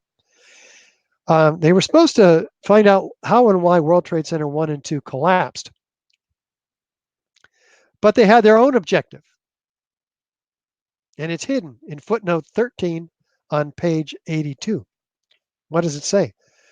The focus of investigation, our focus of investigation, not what they were tasked by Congress to do, was on the sequence of events from the instant of aircraft impact to the initiation of collapse for each tower. This is called the probable collapse sequence. What? You stopped the report at the initiation of collapse? It doesn't actually include the structural behavior of the tower after the conditions for collapse initiation were reached. Wait a minute. You had $20 million and lots of structural engineers who do this every day for a living, by the way, calculate the ability of the cold hard steel below some portion of structure above to collapse it. This is not rocket science. So in their 10,000 page report, everything that happens after the initiation of collapse is reduced to 1/2 page. Let's look at it. The structure below the level of collapse initiation offered minimal resistance. The large building mass far exceeded the capacity of the intact structure below to absorb it, came down essentially in free fall. Floors below were unable to arrest the moving mass. This is not analysis with calculations, it's pure speculation. Why would they have stopped and made what is essentially a pre-collapse report, stopping at the initiation of collapse? Had they gone any further in this obfuscation, they would have had to have taken into account all the evidence which we've looked at in today's part 2 of this 3-part series. The evidence for explosive demolition, and next week, the evidence for incendiary destruction. So we submitted a response, which you can do with federal agencies under the Data Quality Act. We said, hey, what gives? They said, we were unable to provide a full explanation of the total collapse of the Twin Towers. Yeah, just pure speculation and no calculation. Well, we also wrote them, did you find any evidence for explosives? They said, well, we found no corroborating evidence to suggest that explosives were used. Did you look? They answered that question a year later, and they finally admit, we didn't test for the presence of explosive residue. You can't find what you won't test for, right? But others did. Lots of them. We're looking at the results of a lot of that research regarding the collapse itself. These experts, more than 100 of them, signed on to the petition at AE 9/11 Truth demanding a new investigation into the destruction of all 3 towers. This one, William Rice. The prevailing theory would have us believe that each of the Twin Towers inexplicably collapsed upon itself, crushing all 287 massive columns on each floor while maintaining a near free fall acceleration. As if the 80,000 or more tons of supporting structural steel framework underneath didn't even exist. David Scott, structural engineer. Near free fall collapse violates laws of physics. Fire protection engineer Scott Granger from Mesa, Arizona. All 3 collapses were very uniform in nature. Natural collapses due to unplanned events are not uniform. You can memorize some of these. They're just jewels. Van Romero, director of the Energetic Materials Research and Testing Center at New Mexico Tech. Explosive devices caused the collapse of both towers. Too methodical to be the chance result of airplanes colliding with the structures. After the airplanes hit the towers, there were some explosive devices inside the buildings that caused the towers to collapse. Now he retracted this testimony, probably due to federal grants at New Mexico Tech, which is going on all the time. That's speculation. For whatever reason, Mathis Levy also retracted these statements. You've seen many of the managed demolitions where they implode a building and they cause it essentially to fall vertically because they cause all of the vertical columns to fail simultaneously. That's exactly what it looked like, and that's what happened. Why are all these experts, like Ronald Hamburger, structural engineer, so sure of themselves that explosives brought these buildings down, and then something happens and they retract them? It appeared to me, he says before his retraction, that charges had been placed in the building. Upon learning that no bombs had been detonated, well, wait a minute, we just saw a lot of evidence of bombs being detonated. I was very surprised. Mike Taylor, Executive Director, National Association of Demolition Contractors. The collapse of the Twin Towers looked like a classic controlled demolition. Andre Rousseau, geophysics experts. Even if the plane impacts and the fall of the debris from the towers onto the ground could have generated seismic waves, their magnitude would have been insufficient to even be recorded 34 kilometers away, 20 miles, and should have been very similar in the two cases to one another. They were not. Controlled demolitions confirmed and demonstrated just by the seismic evidence alone. Speaking of which, what happened to that evidence?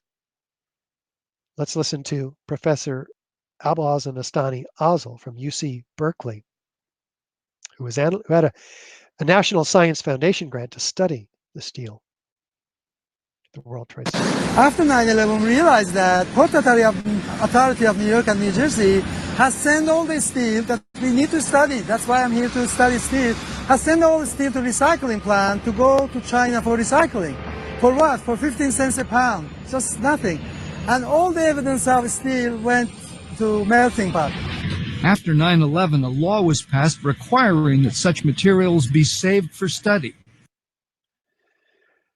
All the evidence of the steel went to the melting pot to China for recycling before investigators could get their hands on it to do a proper investigation, starting just 2 weeks after 9/11. In the case of Building 7, this material was put on barges shipped to China, prompting Bill Manning, editor-in-chief of Fire Engineering magazine, to cry out, crucial evidence that could answer many questions is on the slow boat to China, showing an astounding ignorance of government officials to the value of a thorough scientific investigation. The destruction and removal of evidence must stop immediately. But it didn't. This is easily the largest and most perplexing set of structural failures in history. And yet 400 truckloads per day were hauled out of there, put on these barges. This is the illegal destruction of evidence in a crime scene, which is what prompts so many, after the use of the scientific method as we've begun today, to ask themselves, what hypothesis is confirmed? Jet planes, fires, explosions, controlled demolition? You get to decide. We believe we've shown that there's evidence of direct evidence of destruction with explosives, with 8 of the 10 key characteristic features and some very non-characteristic features of explosive demolition, none of which can be accounted for by fire or the official story. With additional circumstantial corroborative testimony and evidence, we believe that's proof of controlled demolition, which is why we encourage you to go to the AE 9/11 Truth website. For those of you on Facebook and YouTube following us, Andy will tell you how to get there and log your questions. Let's go to Andy, our operations manager. Hey, Andy. Hey, Richard. Hello, everybody. Thanks again for tuning in, and we're up on Facebook now, which is very exciting.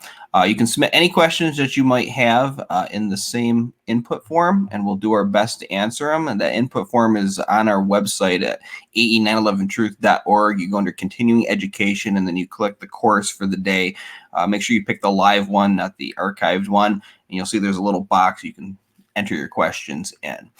In the meantime, we'll tell you about some of the ways that you can get involved. If now that you are informed, you agree that this evidence is quite compelling and warrants a new investigation. Excellent. And before we get to those questions, as they're piling up there, We want to encourage you to subscribe to AE 9/11 Truth. We send out some really important evidence and information, our progress in getting a new investigation to you with your email. So it takes 2 seconds to subscribe. Put your name, your email right in there, and you'll be hearing all kinds of stuff and seeing some great progress, like I mentioned with the fire commissioners from New York demanding a new investigation. The Halsey study on Building 7, which we discussed last week. Lots of progress to report on that. And I want you to get informed, so go to the website. We have lots and lots of video and documents, evidence, nicely laid out for you. It makes it real easy to get through this material. And sign a petition. If you're not an architect or engineer, you can sign a petition joining the 20,000 others who are supporting the 3,000 architects and engineers. Certainly, if you are an architect or engineer, I encourage you to sign on as well. We are all about the work here, and the work is putting huge dents and punctures in the wall of denial out there. And so what does that take? A lot of work. On our parts, we have a staff of 6. Guess what? If we want to work on this, we're going to have to rely on you for support. So please go to our website and donate. It takes not very much time and not even very much of your hard-earned dollars to support us. From $10 on up, we are in need of hundreds and hundreds of you to support us at these levels and become a member, a monthly sustaining supporter.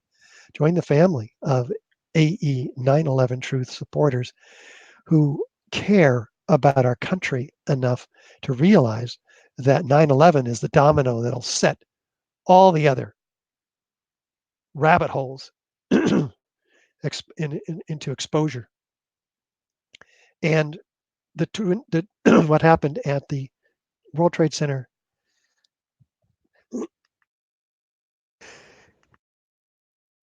complex is key to exposing the whole thing. And architects and engineers are the key too. So we need you to volunteer with us. If you know how to speak, we have something for you to do. If you know how to write, we have something to do for you to do. Isn't that right, Andy? Absolutely. Look, a lot of what we do here, getting the word out to engineers, out of the general public, even members of Congress, is based on the work of hardworking volunteers, and we do put them to work and give them assignments when they come here. But it's just for a few hours a week. What they do goes a really long way. So if you know how to speak, and if you're a civil engineer, you can present through Project Due Diligence. You want to note that when you fill out the application.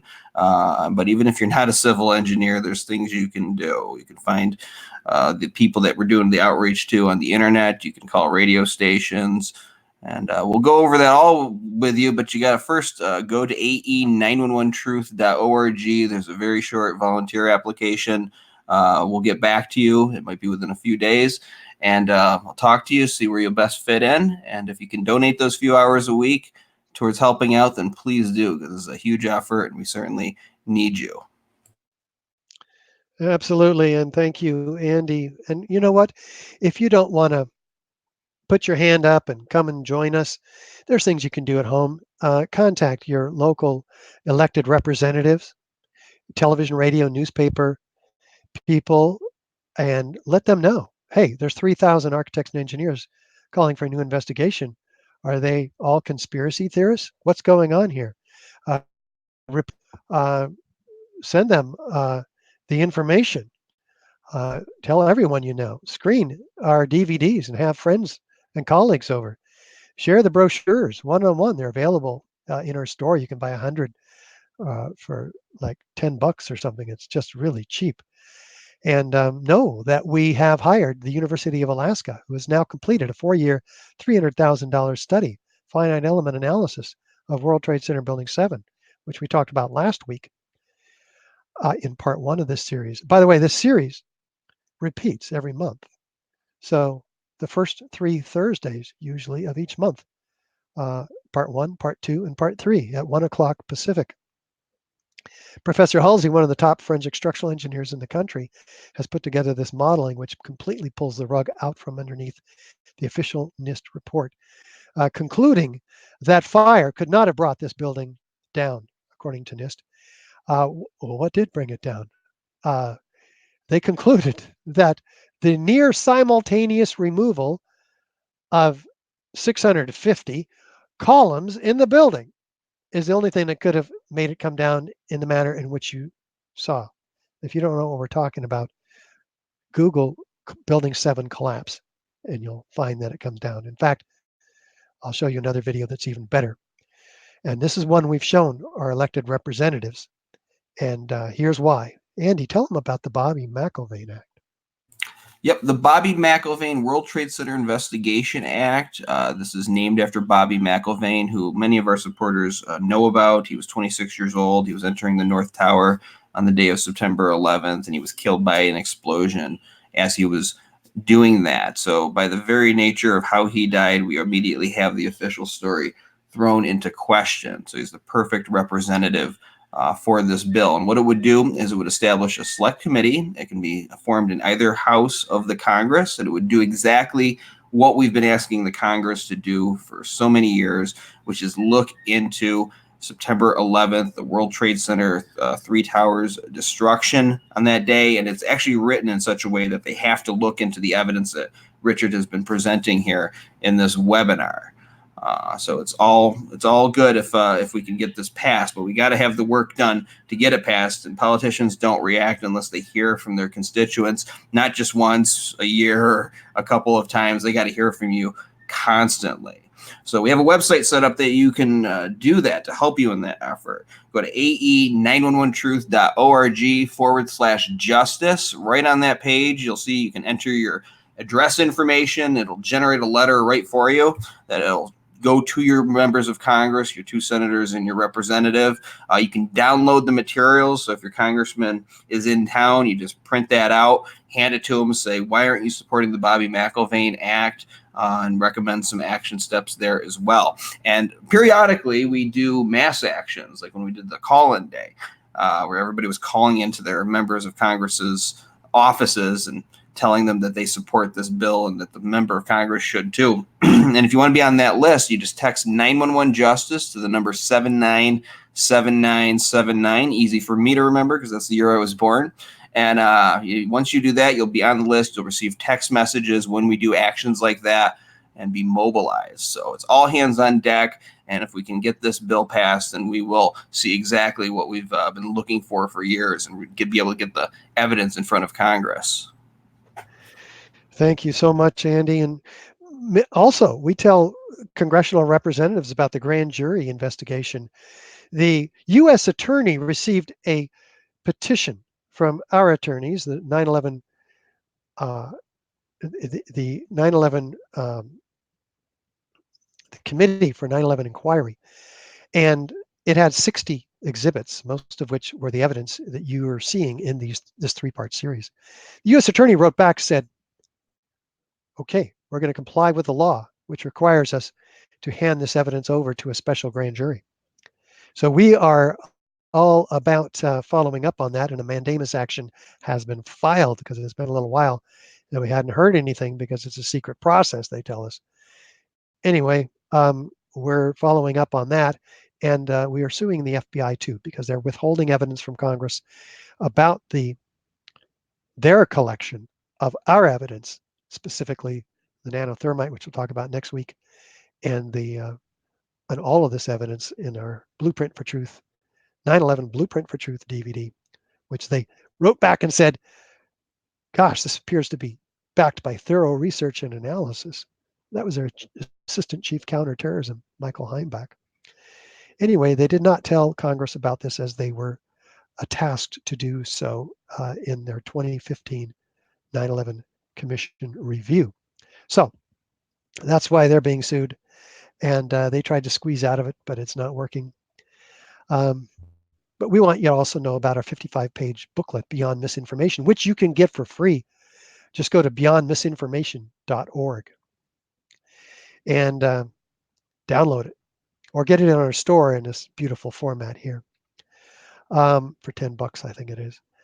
And know that we have created a landmark documentary here with 40 high-rise architects, structural engineers, metallurgists, chemists, physicists, controlled demolition experts, all laying out this evidence that you've been seeing just a small portion of today. So here's just a taste of that, a couple of minutes. You're not going to believe this. I mean, you'll believe it. But it is extraordinary.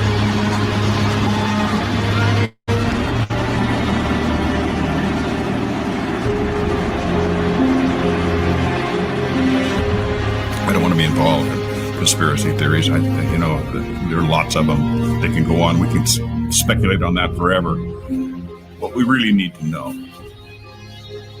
is how those buildings came down.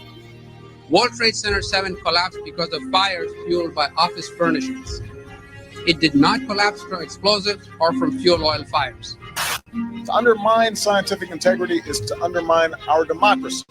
This is what NIST has done, denied and ignored crucial evidence. The American people absolutely need the truth of 9/11. More than 1,500 architects and engineers and 12,000 others, including many scientists, have signed the petition calling for a scientific investigation of the destruction of the Twin Towers and World Trade Center Building 7. The report, issued by the National Institute of Standards and Technology, referred to as NIST, was not valid science. They're talking about a single columnar collapse or failure that resulted in a total collapse of the building. Building number 7 descended in free fall for the first 100 feet, which means that there was absolutely no resistance to the descent whatsoever. So all of the columns really needed to be severed at the same time. The symmetry is the smoking gun. NIST has admitted it went into free fall for 8 stories. You don't need to be an engineer or an architect to see what happened to those buildings. Dit is controlled demolition. Zeker weten, zeker weten. What I saw, it was a classic implosion. The center of the core, the penthouse area, starts to move first, and then the building follows along with it. NIST excluded the documents from FEMA in Appendix C that documented the evidence of melting steel. In an office fire, you cannot generate enough heat to melt steel.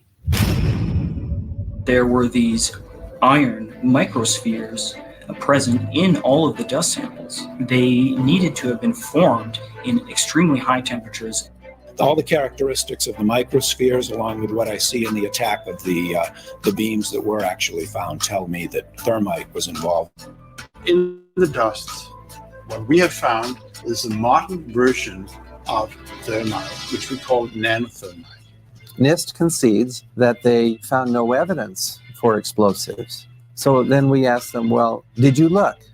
And they said, no, we did not look for explosives or residues of explosives. And in fact, the evidence is overwhelming that these red-grade crystals are very high temperature incendiaries. And we have watched as scientific integrity has been undermined and scientific research politicized in an effort to advance predetermined ideological agendas. If this is a crime, I think everybody agrees it's a crime. Evidence was removed from the scene of the crime. You can't do science when you are deprived of the evidence and when your hypothesis is the least valid instead of the most likely. And the most likely hypothesis in the case of Building 7 wasn't even mentioned. This is not science.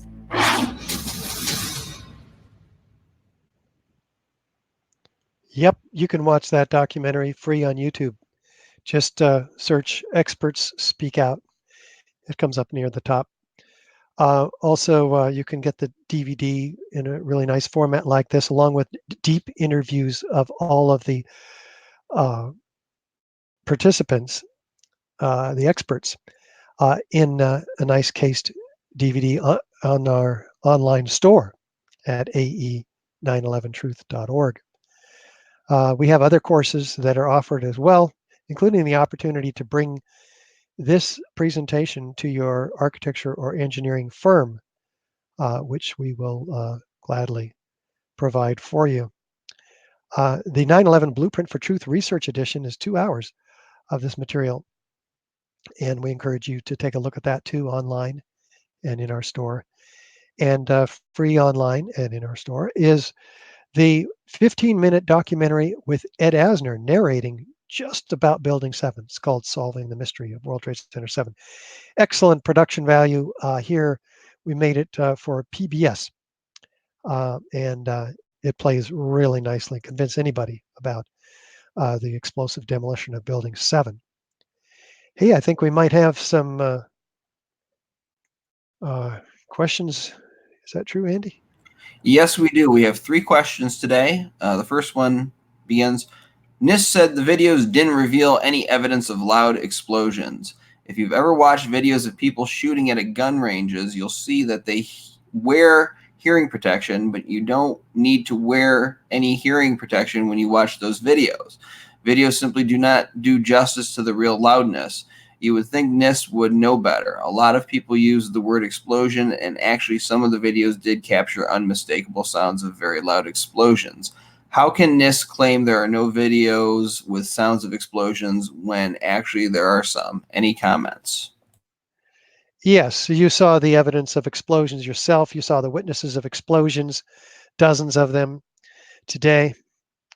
And why is NIST trying to tell us there weren't evidence? There wasn't, because they, I can only conclude that they're lying. Now, why are they lying? They have something to hide, which is true for most people who are liars and lying. And you can research others who have looked into this quite deeply.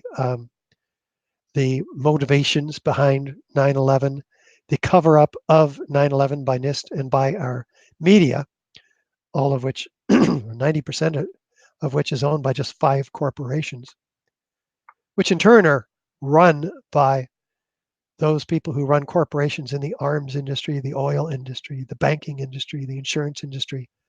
They all moved together, and they all profited enormously from 9/11. So, and continue to do so. As far as NIST, there's another excellent video by David Chandler at speakout.org, 911speakout.org, in which he talks about the evidence of explosions in Building 7. He actually does an analysis of the audio from one of the videos, and it's really well done. I love the analogy here of the gun range. A video of a gun range, you can hear explosions, but you don't hear like 1/100th of the actual audio signature from those guns. So I think that's an excellent analogy, and I think we should look further into that. And do you have anything else you want to add to this one? No, I agree with you, and yeah, congratulations to the questioner for bringing that analogy to our attention. The next question asks, NIST said intentional demolitions were easy to rule out for several big reasons. One of those is that you first need to take steps such as cutting sections of columns with torches, which produce noxious and odorous fumes that the occupants would notice. Another reason is that you also have to covertly plant explosives, because just weakening the columns with cutting torches is not good enough. NIST goes on and on about all the steps required when buildings are brought down intentionally by controlled demolition. They are they then not contradicting themselves by saying the collapses only required fires to bring down these buildings not once, not twice, but 3 times? Yeah, that seems like an inherent contradiction. They make all kinds of suggestions that this would be impossible. They would take, 100 pounds of thermite on a column to bring it down, and yet we have a precedent for the explosive incendiary. Actually, thermite is an incendiary used by the military to cut through steel like a hot knife through butter. it gets 4,000 degrees molten iron, and that's how it works. And that was used to take down a tower at the World Series, the World, what's that called, Andy? The World, the big show of the world. Oh my God, it just escaped me. What are you referring to? When they have a big show in the world, and it's in one city every 10 years or whatever. It's called the World World's Fair? Yeah, World Fair. And Okay. they took down this huge tower with thermite, and it worked quite nicely.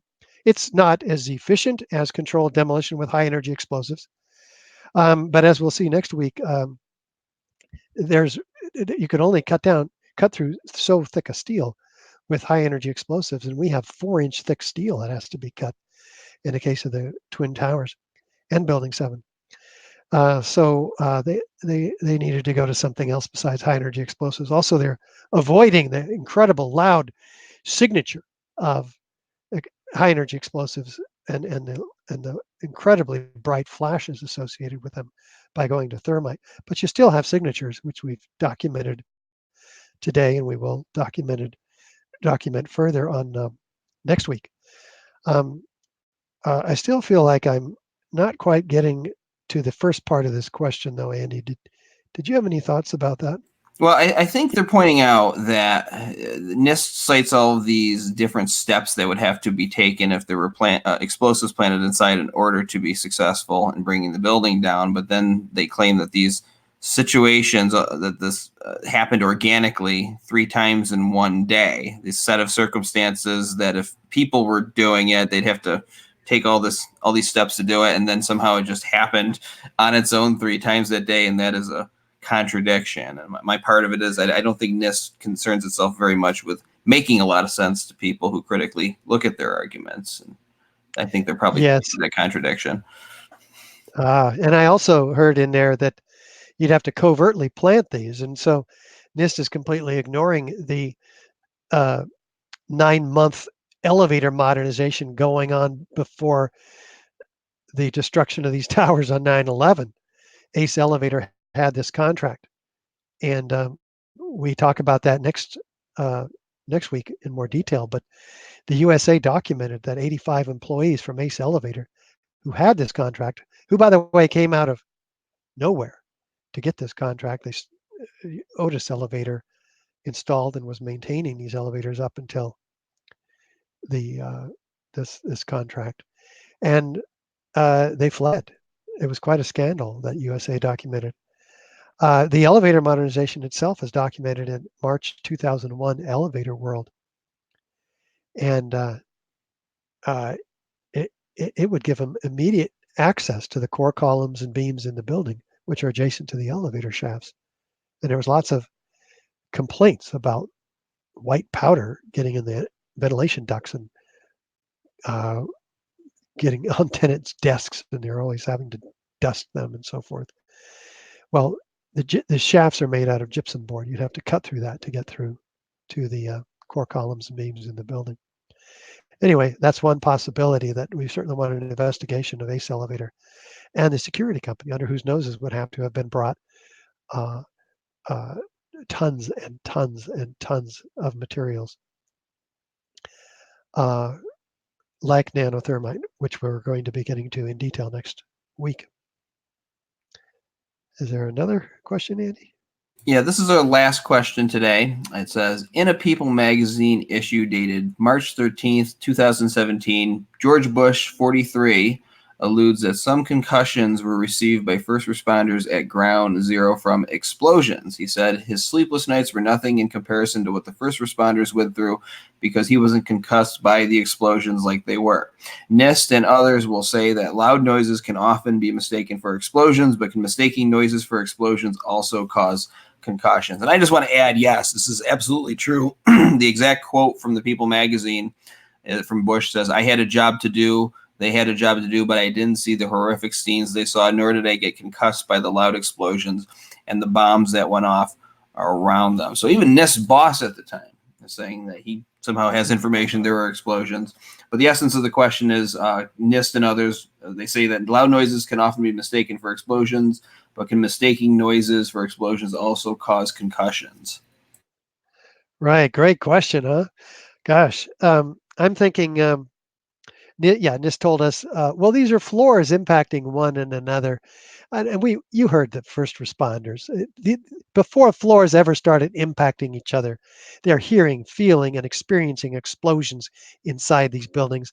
The train running underneath their feet before the building even collapses. Basement explosions before the plane even hits the towers.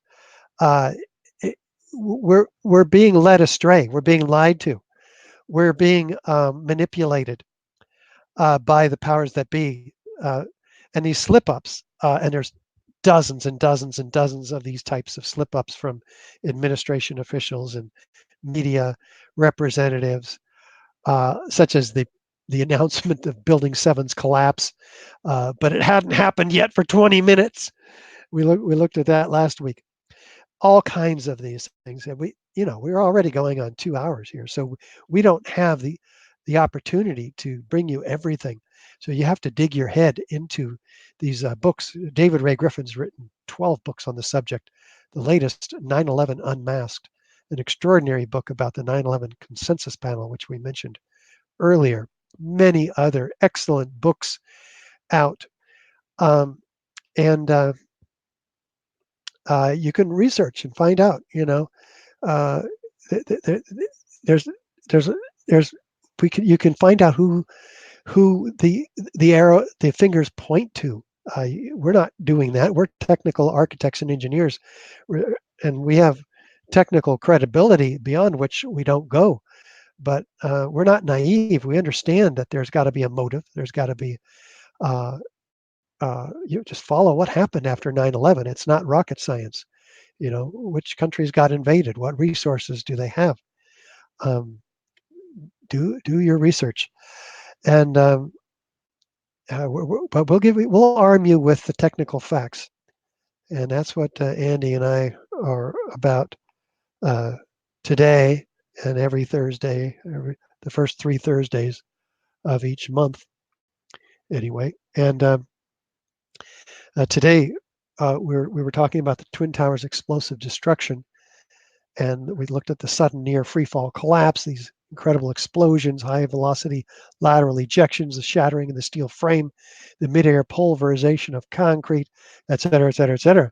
Next week, we're going to be looking at the high-rise fires in more detail, pyroclastic-like clouds, extreme heat, persistent heat, molten steel and molten iron microspheres, and the thermite, which produces them, the nanothermite.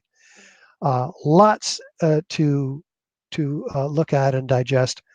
And then we start over again in November, on the first Thursday of the month, 1 p.m. Pacific time, with part 1, looking at World Trade Center Building 7, which we've alluded to today. And until then, Andy and I are saying thank you so much, and we will catch up with you next week. And you be well, and please subscribe to our YouTube channel, and like the videos, and follow us on Facebook. Also, we've got lots more opportunities to bring you. Bye for now.